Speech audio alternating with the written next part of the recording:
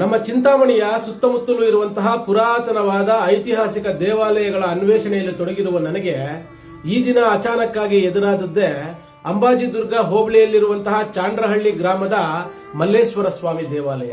ಸರಿಸುಮಾರು 800 ವರ್ಷಗಳಷ್ಟು ಪುರಾತನವಾದ ಐತಿಹಾಸಿಕ ಸ್ಮಾರಕ ಈ ಒಂದು ದೇವಾಲಯ.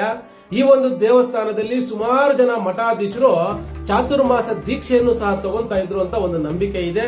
ಈ ಒಂದು ದೇವಸ್ಥಾನ ಕಾಲಕ್ರಮೇಣ ಪಾಳು ಬಿದ್ದೋದಾಗ ನಾಗೇಶ್ ಮತ್ತು ಸಂಗಡಿಗರು ಈ ಒಂದು ದೇವಸ್ಥಾನವನ್ನು ಮತ್ತೆ ಪುನರ್ ನಿರ್ಮಾಣ ಮಾಡಿದ್ದಾರೆ.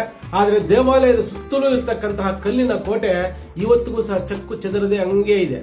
ಅದ್ಭುತವಾಗಿರ್ತಕ್ಕಂತಹ ದೇವಸ್ಥಾನದ ಮುಂಭಾಗದಲ್ಲಿರುವಂತಹ ಕಲ್ಲಿನ ಒಂದು ಬೃಂದಾವನ ಆಗಿರಬಹುದು, ಪುರಾತನವಾದ ಚನ್ನಕೇಶವ ದೇವಸ್ಥಾನ ಆಗಿರಬಹುದು, ಆ ದೇವಾಲಯದ ಮುಂಭಾಗದಲ್ಲಿರುವ ಕಲ್ಲಿನ ಶಿಲ್ಪಗಳಾಗಿರಬಹುದು, ಅದರ ಮುಂಭಾಗದಲ್ಲಿರುವಂತಹ ಕಲ್ಲಿನ ಒಂದು ಮುಖದ್ವಾರ ಆಗಿರಬಹುದು. ಅದ್ಭುತವಾಗಿರ್ತಕ್ಕಂತಹ ತಾಣ, ಎಲ್ಲರೂ ಸಹ ಕಡ್ಡಾಯವಾಗಿ ನೋಡಲೇಬೇಕಾಗಿರ್ತಕ್ಕಂತಹ ಒಂದು ದೇವಸ್ಥಾನ. ಇಂಥ ಮತ್ತಷ್ಟು ಇಂಟ್ರೆಸ್ಟಿಂಗ್ ಸ್ಟೋರೀಸ್ಗೋಸ್ಕರ ದಯವಿಟ್ಟು ಫಾಲೋ ಮಾಡಿ.